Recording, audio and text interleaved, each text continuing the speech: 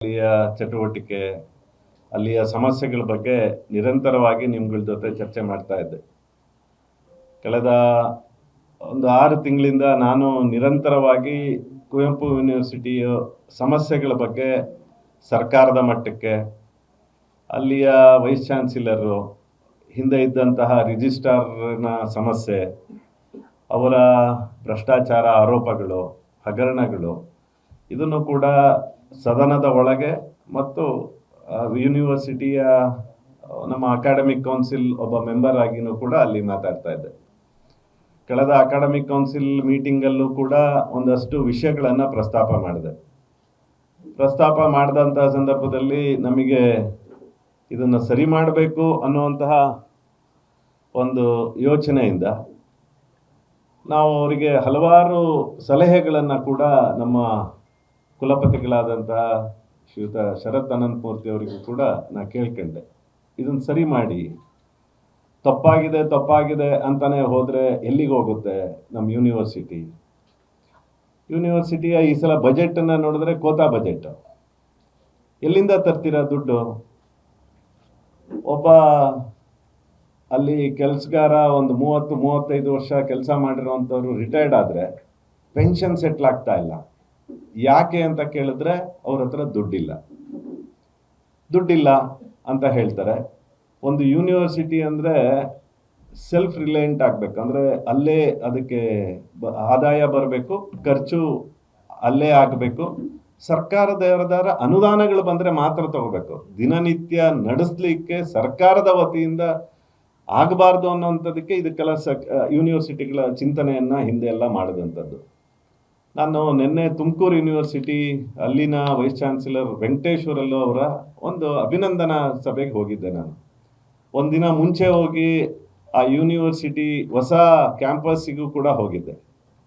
ನಾನು ಕೇಳ್ತಾ ಇದ್ದೆ, ಯಾಕಂದರೆ ಒಂದು 15 ದಿನದ ಕೆಳಗಡೆ ಅಕಾಡೆಮಿಕ್ ಕೌನ್ಸಿಲ್ ಮೀಟಿಂಗಿಗೆ ಹೋದಾಗ ಬಜೆಟ್ ಏನು, ಎಷ್ಟು ಆದಾಯ ಇದೆ, ಎಷ್ಟು ಖರ್ಚಿದೆ, ಮುಂದಿನ ಬಜೆಟ್ 27-28ರ ಬಜೆಟನ್ನು ಕಾಪಿನೂ ಕೂಡ ಇಟ್ಕೊಂಡಿದ್ದೆ. ನಾನು 27-28 ಬಜೆಟ್ ಎಷ್ಟು ಕೋತಾ ಅಂದರೆ ಒಟ್ಟು 47 ಕೋಟಿ ಕೋತಾ ಬಜೆಟನ್ನು ಸರ್ಕಾರಕ್ಕೆ ಮಂಡನೆ ಮಾಡ್ತಾರೆ ಇವರು. ನಾನು ಕೋತಾ ಬಜೆಟ್ ಅಂದರೆ ಎಕ್ಸ್ಪೆಂಡಿಚರ್ನೇ ನಿಮಗೆ ಫುಲ್ಫಿಲ್ ಮಾಡೋಕ್ಕಾಗದೇ ಇರುವಂತಹ ನಮ್ಮ ಕುವೆಂಪು ಯೂನಿವರ್ಸಿಟಿ ಈ ಮಟ್ಟಕ್ಕೆ ಯಾಕೆ ಬಂತು ಅನ್ನೋವಂಥದ್ದನ್ನು ಇಲ್ಲಿ ವಿಶ್ಲೇಷಣೆಯನ್ನು ಅವ್ರಿಗೂ ಕೂಡ ನಮ್ಮ ಅಕಾಡೆಮಿಕ್ ಕೌನ್ಸಿಲ್ ಮೀಟಿಂಗಲ್ಲೂ ಕೂಡ ಹೇಳ್ತಾ, ಎಲ್ಲೆಲ್ಲಿ ನಾವು ಇದನ್ನು ಎಕ್ಸ್ಪೆಂಡಿಚರನ್ನು ಕಡಿಮೆ ಮಾಡಬೇಕು, ಆದಾಯ ಜಾಸ್ತಿ ಮಾಡಬೇಕು ಅಂತಿದ್ದಂಗೆ ನೇರವಾಗಿ ಏನು ಮಾಡ್ತಾರೆ ಅಂದರೆ ಎಕ್ಸಾಮಿನೇಷನ್ ಫೀ, ಒಂದು ಉದಾಹರಣೆ ಅಷ್ಟೇ, ಇನ್ನೂ 108 ಉದಾಹರಣೆಗಳಿದೆ. ಎಕ್ಸಾಮಿನೇಷನ್ ಫೀ ₹1 ಇತ್ತು, ₹100 ಮಾಡಿದ್ರು. ಸ್ಪೋರ್ಟ್ಸಿಗೆ ಅಂತ ₹500 ಕಲೆಕ್ಟ್ ಮಾಡ್ತಾ ಇದ್ರು. ಆ ₹500 ಕಲೆಕ್ಟ್ ಮಾಡಿದ್ದಂಥ ದುಡ್ಡನ್ನು ನಾನು ಪ್ರತಿ ಸಲ ಕೇಳ್ತಿದ್ದೆ, ಆ ಟೋಟಲ್ ಒಟ್ಟೊಂದು 40 ಲಕ್ಷ ನೀವು ಕಲೆಕ್ಟ್ ಮಾಡಿದ್ರೆ 40 ಲಕ್ಷದಲ್ಲಿ ಎಷ್ಟು ದುಡ್ಡನ್ನು ಸ್ಪೋರ್ಟ್ಸ್ ಆಕ್ಟಿವಿಟಿ ಕೊಡ್ತೀರಾ ಅಂತ ಅದನ್ನು ಕೇಳ್ತಿದ್ದೆ. 40 ಲಕ್ಷ ಕಲೆಕ್ಟ್ ಮಾಡಿದ್ರೆ 15 ಲಕ್ಷ ಕೊಡೋದು, ಇನ್ನು 30 ಲಕ್ಷ ಮತ್ತೆ ಇವ್ರು ಅಡ್ಮಿನಿಸ್ಟ್ರೇಟಿವ್ ಎಕ್ಸ್ಪೆನ್ಸಸ್ಸಿಗೆ ಹಾಕೋದು. ಈ ಸಲ ಇದ್ದಕ್ಕಿದ್ದಂಗೆ ₹1250 ಜಾಸ್ತಿ ಮಾಡಿದ್ದಾರೆ ಸ್ಪೋರ್ಟ್ಸ್ ಫೀಸ್ ಅಂತ. ಆದರೆ ಅದನ್ನು ಸ್ಪೋರ್ಟ್ಸಿಗೆ ಆಕ್ಟಿವಿಟೀಸಿಗೆ ಹಾಕಿಸ್ಕೊಂಡ್ರೆ ನಮಗೇನು ಬೇಜಾರಿಲ್ಲ, ಅದನ್ನು ಕೂಡ ಅಡ್ಮಿನಿಸ್ಟ್ರೇಟಿವ್ ಎಕ್ಸ್ಪೆನ್ಸಸ್ಸಿಗೆ ಬಳಸುವಂಥದ್ದು ಸ್ಥಿತಿ ಇವತ್ತು ಕುವೆಂಪು ಯೂನಿವರ್ಸಿಟಿ ಬರ್ತಾ ಇದೆ. ಇನ್ನೊಂದು, ಇದನ್ನು ನೋಡ್ತಾ ನಾನು ಎಲ್ಲಿ ಎಕ್ಸ್ಪೆಂಡಿಚರನ್ನು ಕಡಿಮೆ ಮಾಡಬೇಕು, ಯಾಕೆ ಇಷ್ಟೊಂದು ಎಕ್ಸ್ಪೆಂಡಿಚರ್ ಜಾಸ್ತಿ ಆಗ್ತಾ ಇದೆ ಅಂದರೆ, ದೊಡ್ಡ ಒಂದು ಇದನ್ನು ಹಗರಣ ಅಂತಿರೋ, ಭ್ರಷ್ಟಾಚಾರ ಅಂತಿರೋ, ಇದನ್ನು ಕಣ್ಮುಚ್ಕೊಂಡು ಮಾಡ್ತಾ ಇದ್ದಾರೋ ಅಂತ ಅನಿಸುತ್ತೋ. 1 ತಿಂಗಳ ಹಿಂದೆ ನಾನೊಂದು ಲೆಟ್ರ್ ಕೊಟ್ಟೆ, ಇದ್ರ ಮಾಹಿತಿಗಳು ಬೇಕು ಅಂತ, ಇದನ್ನು ನಿಲ್ಲಿಸಿ ಅಂತ. ಏನು ಅಂದರೆ, ನಮ್ಮದು ವ್ಯಾಲ್ಯೂಯೇಷನ್ ನಡೆಯುತ್ತೆ, ಡಿಜಿಟಲ್ ವ್ಯಾಲ್ಯೂಯೇಷನನ್ನು ಇಡೀ ಕರ್ನಾಟಕದಲ್ಲಿ VTU ಬಿಟ್ಟರೆ ಇನ್ನೆಲ್ಲೂ ಇದನ್ನು ಅಳವಡಿಸ್ಕೊಂಡಿಲ್ಲ. ಎಲ್ಲಿ ಇವರಿಗೆ ಅದಕ್ಕೆ ಮಾಡ್ಬೋದು ಅನ್ನೋದಕ್ಕೆ ಅಧಿಕಾರ ಕೊಟ್ಟವ್ರು ಯಾರು ಅಂತ ಕೇಳಿದ್ರೆ ಇನ್ನೂ ಹೇಳಿಲ್ಲ. ಅಕಾಡೆಮಿಕ್ ಕೌನ್ಸಿಲಲ್ಲಿ ಇದು ಡಿಜಿಟಲ್ ವ್ಯಾಲ್ಯೂಯೇಷನನ್ನು ಮಾಡ್ಬೋದು ಅನ್ನೋವಂಥದ್ದಕ್ಕೆ ಎಲ್ಲಿ ಅಪ್ರೂವಲ್ ಅಂತ ಕೇಳಿದ್ದೀನಿ, ಅದು ಇಲ್ಲಿಯವರೆಗೂ ಮಾಹಿತಿಯನ್ನು ಕೊಟ್ಟಿಲ್ಲ. ಡಿಜಿಟಲ್ ವ್ಯಾಲ್ಯೂಯೇಷನನ್ನು ಮಾಡಲಿಕ್ಕೆ ಟೆಂಡರನ್ನು ಫ್ಲೋಟ್ ಮಾಡಿದ್ದೀರಾ ಅಂತ ಕೇಳಿದ್ರೆ ಇಲ್ಲಿವರೆಗೂ ನನಗೆ ಕೊಟ್ಟಿಲ್ಲ. ನಾನು ಮಾಧ್ಯಮಕ್ಕೆ ಹೋಗಬಾರ್ದು, ಇದು ಹೊರಗಡೆ ಚರ್ಚೆ ಆಗಬಾರ್ದು, ಒಳಗಡೆನೇ ಆಗಬೇಕು ಅಂತಲೇ ವೈಸ್ ಚಾನ್ಸಲರಿಗೆ ಕೇಳಿದೆ, ಲೆಟ್ರ್ ಕೊಟ್ಟೆ, ನನಗಿನ್ನೂ ಮಾಹಿತಿನೂ ಕೊಡ್ತಿಲ್ಲ. ವೈಸ್ ಚಾನ್ಸಲರ್ ಹೇಳ್ತೀನಿ. ಡಿಜಿಟಲ್ ವ್ಯಾಲ್ಯೂಯೇಷನ್ ನಿಮಗೆ ಗೊತ್ತಿದೆ. ಒಬ್ಬ ಲೆಕ್ಚರರು ಒಂದು ಶೀಟ್, ಒಟ್ಟು ಒಂದು ಸೆಮಿಸ್ಟರ್ದು ಹೇಳ್ಬಿಡ್ತೀನಿ, ಒಂದು ಸೆಮಿಸ್ಟ್ರಿಗೆ ಸುಮಾರು ಸ್ಕ್ರಿಪ್ಟ್ಸ್ ಅಂದರೆ ಶೀಟ್ಸ್, ನಂಬರ್ ಆಫ್ ಶೀಟ್ಸ್ 2,80,000 ಪೇಜ್ಗಳು ಬರುತ್ತೆ. 2,80,000 ರೂಪಾಯಿ, 80,000 ಪೇಜ್ಗಳು ಬರುತ್ತೆ. 2,80,000ಕ್ಕೆ ಒಬ್ಬ ಲೆಕ್ಚರರು UGC, ನಾನ್ UGC ಇವರು ಎಲ್ಲರಿಗೂ 15 ರೂಪಾಯಿಗಳನ್ನು ಕೊಡ್ತಾರೆ ಒಂದು ಶೀಟನ್ನು ವ್ಯಾಲ್ಯೂಯೇಷನ್ ಮಾಡಿದರೆ. ನಾನು ಒಂದು ಸಣ್ಣ ಉದಾಹರಣೆ, ಅದು ಯಾವ ಮಟ್ಟಕ್ಕೆ ಅದು ಭ್ರಷ್ಟಾಚಾರ ಆಗಿದೆ ಅಂತ ನೀವೇ ಒಂದ್ಸಲ ನೋಡ್ಕೋಬೋದು. ಭ್ರಷ್ಟಾಚಾರನೋ ಗೊತ್ತಿಲ್ಲ ನನಗೆ. 2,80,000 ಒಂದು ಸೆಮಿಸ್ಟ್ರಿಗೆ ಆಗುತ್ತೆ, 15 ರೂಪಾಯಿ ಆಗುತ್ತೆ. ಅವರಿಗೆ TA, DA, ನಾನ್ UGC ಅವರಿಗೆ ಒಂದು ಸ್ವಲ್ಪ ಜಾಸ್ತಿ ಇದೆ, UGC ಅವರಿಗೆಲ್ಲ ಕಡಿಮೆ ಇದೆ. ಎಲ್ಲದೂ ಸೇರಿ ಹತ್ತತ್ರ ಒಂದು 20ರಿಂದ 22 ರೂಪಾಯಿ ಒಂದು ಶೀಟಿಗೆ ಬೀಳ್ಬೋದು. ಇವ್ರದ್ದು ಆಶ್ಚರ್ಯ ನೀವು ನಂಬಲ್ಲ, ಒಂದು ಶೀಟಿನ ಸ್ಕ್ಯಾನಿಂಗ್ ಮಾಡಲಿಕ್ಕೆ, ಒಂದು ಶೀಟ್ ಸ್ಕ್ಯಾನ್ ಮಾಡಲಿಕ್ಕೆ 54 ರೂಪಾಯಿ ಚಾರ್ಜ್ ಮಾಡ್ತಾ ಇದ್ದಾರೆ. 54 ರೂಪಾಯಿ ಚಾರ್ಜ್ ಮಾಡ್ತಾ ಇದ್ದಾರೆ. ಎಲ್ಲ ಡಾಕ್ಯುಮೆಂಟ್ ಇದೆ, ಅವ್ರು ಇನ್ನೂ ನಂಗೆ ಕೊಟ್ಟಿಲ್ಲ. ಅವ್ರ ಪೇಮೆಂಟ್ ಡೀಟೇಲ್ಸ್ ಇದೆ ನನ್ನ ಹತ್ರ. 54 ರೂಪಾಯಿ ಒಂದು ಶೀಟ್ ಅವ್ರು ಸ್ಕ್ಯಾನ್ ಮಾಡೋಕ್ಕೆ. ಅದರೊಳಗಡೆ ಏನಾಗ್ತಾರೆ ಅಂದರೆ ಬರೇ ಸ್ಕ್ಯಾನಿಂಗ್ ಅಲ್ಲಂತೆ, ಇಂಪೋರ್ಟಿಂಗ್ ಆಫ್ ಮಾರ್ಕ್ಸ್ ಅಂತೆ. ಅದು ಎಲ್ಲ ಕಂಪ್ಯೂಟ್ರಲ್ಲಿ ಹಾಕೋದು, ಯಾರು ಕೈಯಿಂದ ಇಂಪೋರ್ಟ್ ಮಾಡಲ್ಲ. ಒಂದು ಬಟನ್ ಒತ್ತಿದ್ರೆ ಆ ಸ್ಕ್ಯಾನಿಂಗ್ ಆದಾಗ, ನಾನು ಅವಾಗ್ಲೇ ಹೇಳಿದ್ದೆ ಇದು ಸರಿ ಇಲ್ಲ, ಸ್ಕ್ಯಾನ್ ಮಾಡಿದ್ದನ್ನ ವ್ಯಾಲ್ಯೂಯೇಷನ್ ಯಾರು ಮಾಡೋದು? ಲೆಕ್ಚರರ್ಸ್ಗೆ. ಲೆಕ್ಚರರ್ಸು ನಮ್ದು ಹೆಂಗಿದೆ ಅಂದರೆ, ಒಂದು ರೂಮಲ್ಲಿ ಕೂತಿ ತಾನೇ ನಾವೆಲ್ಲ ವ್ಯಾಲ್ಯೂಯೇಷನ್ ಮಾಡಿಸೋದು. ಪೇಪರ್ ಕೊಟ್ರೆ ಇಲ್ಲಿ ಮಜಾ ಇದೆ, ನೀವು ಕೇಳಬೇಕು, ನಮಗೆ ನಂಬಕ್ಕೂ ಆಗಲ್ಲ. ಅವ್ರು ಬಾರಲ್ಲಿ ಕೂತ್ಕೊಂಡು ವ್ಯಾಲ್ಯೂಯೇಷನ್ ಮಾಡ್ಬೋದು. ಒಂದು OTP ಬರುತ್ತೆ. ಇಲ್ಲಿ ಯಾರು ನೀವೇನಾರ ಮಾಡಿದ್ದೀರಾ? ಒಂದು OTP ಬರುತ್ತೆ. OTP ತಗೊಂಡು ವ್ಯಾಲ್ಯೂಯೇಷನ್ ಅವ್ರಿಗೆ ಮನ್ಸಿಗೆ ಬಂದಾಗ ವ್ಯಾಲ್ಯೂಯೇಷನ್ ಮಾಡ್ಬೋದು. ಅದಾಯ್ತಾ?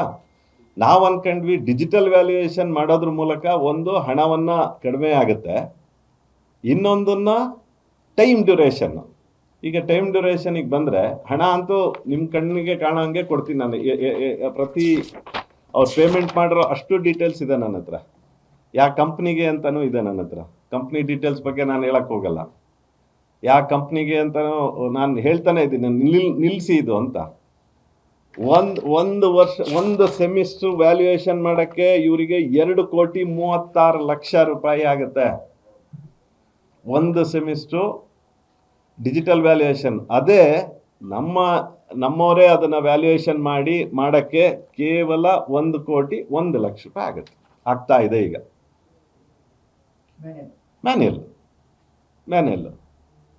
ಇವರು ಅದಾದಮೇಲೆ ನಾನು ಅನ್ಕೊಂಡೆ, ನಮ್ದೊಂದು UUCMS ಅಂತ ಒಂದು ಸಾಫ್ಟ್ವೇರ್ ಇದೆ, university unified computer management system ಅಂತ ಒಂದು ಸಾಫ್ಟ್ವೇರ್ ಇದೆ. ಈ ಸಾಫ್ಟ್ವೇರು ನಮ್ಮದು ಸಮಸ್ಯೆ ಇತ್ತು ಅಂತ ನಿಮ್ಗಳ ಮುಂದೆನೇ ಇಲ್ಲಿ ಒಂದ್ಸಲ ಹೇಳಿದ್ದೆ. ನಾನು ಗವರ್ನೆನ್ಸ್ ಆಫೀಸಿಗೆ ಹೋದೆ, UUCMS ಹೆಂಗೆ ವರ್ಕ್ ಆಗುತ್ತೆ, ಇಲ್ಲಿ ನೋಡಲ್ ಆಫೀಸರು, ಅಲ್ಲಿಯ ನೋಡಲ್ ಆಫೀಸರು, ಅವ್ರ ಜೊತೆ ಎಲ್ಲ ಮಾತಾಡಾದ್ಮೇಲೆ ಸಾಕಷ್ಟು ಸಮಸ್ಯೆಗಳನ್ನು ಬಗೆಹರಿಸಿದ್ರು UUCMS ಅವರು. ಈಗ ಸಾಫ್ಟ್ವೇರ್ 100% ನಾ ಹೇಳಲ್ಲ, ಸಾಕಷ್ಟು ಸಮಸ್ಯೆಗಳನ್ನು ಬಗೆಹರಿಸಿದ್ರು. ಈಗ ಇದಾದ್ಮೇಲೆ ನಾನು ಕೇಳಿದೆ, UUCMS ಇದೆಯಲ್ಲ, ಇದ್ಯಾಕೆ ಬೇಕು ಸಾಫ್ಟ್ವೇರನ್ನ ಈಗ ಅಂತ ಕೇಳಿದ್ರೆ, ನಾನು ಹೇಳಿದೆ UUCMS ಅದು identified by the university, government approved. ಇವ್ರು ಮೊನ್ನೆ ನಾನು ಮೀಟಿಂಗಲ್ಲಿ ಹೇಳ್ತಾರೆ, ಸರ್ UUCMS ಈಗ ಫೈನಲಿ ನಮಗೆಲ್ಲ ಮಾರ್ಕ್ಸ್ ಕಾರ್ಡ್ ಬರಬೇಕು, ನಮಗೆ ಸರ್ಟಿಫಿಕೇಟ್ ಬರಬೇಕು ಅಂತ ಕೇಳಿದ್ರೆ UUCMSಗೆ ಹೋಗ್ಬೇಕು. ಇದೆಲ್ಲದನ್ನು ಒಂದು ಎಕ್ಸೆಲ್ ಶೀಟಲ್ಲಿ ಹಾಕ್ತಾರೆ ನಮ್ಮದು, ಇವ್ರದ್ದೆಲ್ಲರದ್ದು ಮಾರ್ಕ್ಸನ್ನ ಎಕ್ಸೆಲ್ ಶೀಟಲ್ಲಿ ಹಾಕಿ UUCMSಗೆ ಏನಾರ ಸಿಂಕ್ರೊನೈಸ್ ಆಗುತ್ತಾ ಕೇಳಿದೆ ನಾನು. ಅಂದರೆ ಅದ್ರ ಪಾಡಿಗೆ ಅದು ತಗೋಬೇಕಲ್ಲ, ನಾನು ಅರುಣ್ ಅಂದರೆ ಅರುಣ್ ಹೆಸರು ತಗೋಬೇಕಲ್ಲ, ಹಂಗಲ್ಲಂತೆ, ಮ್ಯಾನ್ಯುವಲ್ ಮಾಡ್ತಾರಂತೆ. ಮ್ಯಾನ್ಯುವಲ್ ಮಾಡಿದಾಗಲೇ ಶೆಣೆ ಅವರೇ, ಇವತ್ತಿನ ದಿವಸ 32, ನಾಳೆ ನೋಡಿದ್ರೆ 52. ಯಾಕೆ? ಆ ಥರ 16 ಜನ ಯುವಕರದು ಅದು ಆಯಿತು. ನಾನು ಅನ್ಕೊಂಡೆ ಭಾಳ ಬೇಗ ಇವ್ರು ಸರ್ಟಿಫಿಕೇಟ್ ಕೊಟ್ಬಿಡ್ತಾರೆ, ಹಿಂದೆ ಎಲ್ಲ ಲೇಟ್ ಆಗ್ತಿತ್ತು, ಪಾಪ ಲೆಕ್ಚರರ್ಸ್ ಲೇಟ್ ಮಾಡ್ತಾ ಇದ್ರೇನೋ ಅದೆಲ್ಲ ಕೊಡೋದು ಅಂತ ಅನ್ಕೊಂಡ್ರೆ 24-25 ಮಾರ್ಕ್ಸ್ ಕಾರ್ಡ್ ಕೊಟ್ಟಿಲ್ಲ ಇವ್ರು ಇನ್ನೂ. ಡಿಜಿಟಲ್ ವ್ಯಾಲ್ಯೂಯೇಷನ್ನು 4,36,00,000 ಇಲ್ಲಿವರೆಗೂ ಪೇಮೆಂಟ್ ಆಗಿರೋದು 4,35,00,000 ಕೊಟ್ಟಿದ್ದಾರೆ ಅವ್ರಿಗೆ, ಈಗಾಗಲೇ ಪೇಮೆಂಟ್ ಆಗಿದೆ ವಿತ್ ಬ್ಯಾಂಕ್ ಇದಿದೆ ನನ್ನ ಹತ್ರ ಟ್ರಾನ್ಸ್ಫರ್ ಆಗಿರೋದು 4,35,00,000 ಕೊಟ್ಟಿದೆ. ಆದರೆ ಇನ್ನೂ 24, 25, 26ರದ್ದು ಮಾರ್ಕ್ಸ್ ಕಾರ್ಡನ್ನೇ ಕೊಟ್ಟಿಲ್ಲ ಇವರಿಗೆ.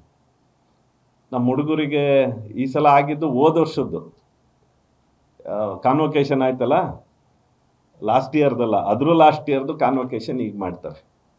ನಾವು ಯೂನಿಫಾರ್ಮಿಟಿ ಇರಬೇಕು. ನಮ್ಮ ಮಕ್ಕಳು ಈಗ ಪಿ ಜಿ ಕೋರ್ಸ್ಗಳಿಗೆ ಈಗ ಕಾಲ್ ಮಾಡಿದ್ದಾರೆ ಬೇರೆ ಕಡೆ, ನಮ್ಮ ಮಕ್ಕಳ ಹತ್ರ ಮಾರ್ಕ್ಸ್ ಕಾರ್ಡೇ ಇಲ್ಲ.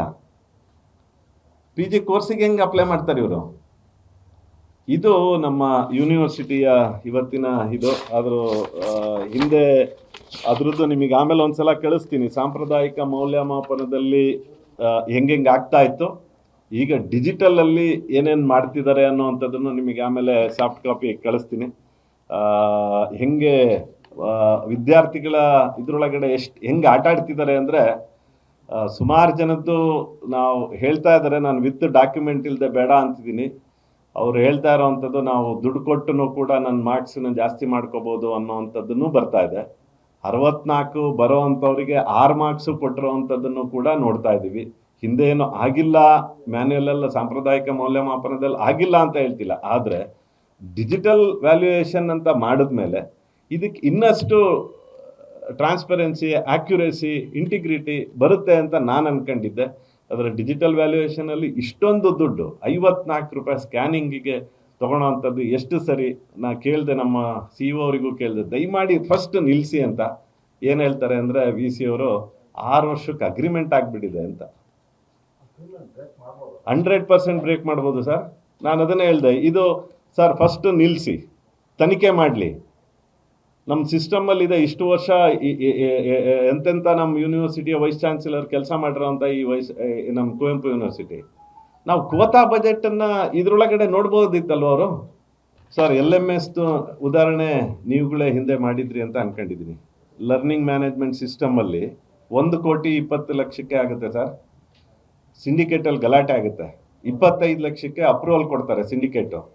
ಸಿಂಡಿಕೇಟನ್ನು ಮೀರಿ 97 ಲಕ್ಷಕ್ಕೊಂದು, 30 ಲಕ್ಷಕ್ಕೊಂದು ಬೇರೆ LMS ಮಾಡಿರೋವಂಥದ್ದು ಈಗ ಲೋಕಾಯುಕ್ತದ ಅಡಿಲಿದೆ, ತನಿಖೆ ನಡೀತಾ ಇದೆ. ಎಷ್ಟು ವರ್ಷ ಸರ್ ಇದು? ನಮ್ಮ ವೈಸ್ ಚಾನ್ಸಲರ್ಗಳು ಹಿಂಗೆ 4 ವರ್ಷ ಇದ್ದು, ನಾನು ಕೇಳಿದೆ, ಎಷ್ಟು ನೀವು CSR ಕಾರ್ಪೊರೇಟ್ ಸೋಷಿಯಲ್ ರೆಸ್ಪಾನ್ಸಿಬಿಲಿಟಿ ಅಡಿಯಿಂದ ದುಡ್ಡು ತಂದಿದ್ದೀರಾ ಅಂತ ಕೇಳಿದೆ. ಇಲ್ಲ ಸರ್, ಡಿಜಿಟಲ್ ವ್ಯಾಲ್ಯೂಯೇಷನ್ ನನಗೆ ಗೊತ್ತಿರಂಗೆ VTU ಬಿಟ್ಟರೆ ಬೇರೆ ಯಾವ ಯೂನಿವರ್ಸಿಟಿನೂ ಇದನ್ನು ಅಡಾಪ್ಟ್ ಮಾಡ್ಕೊಂಡಿಲ್ಲ ಸರ್. ಅದು ನಾನು ಕೇಳ್ತಾ ಇರೋಂಥದ್ದು, ಇದು ಕಂಪನಿ ಯಾವುದು, ಇದ್ರ ಹಿಂದೆ ಏನಿದೆ ಅನ್ನೋವಂಥದ್ದನ್ನ ಹಿಂದಿನ ರಿಜಿಸ್ಟ್ರಾರ್ ಮಾಡಿರೋಂತಹ ತಪ್ಪುಗಳನ್ನು ತಡೆ ಹಿಡಿಬೇಕು ಸರ್ ನಾವು.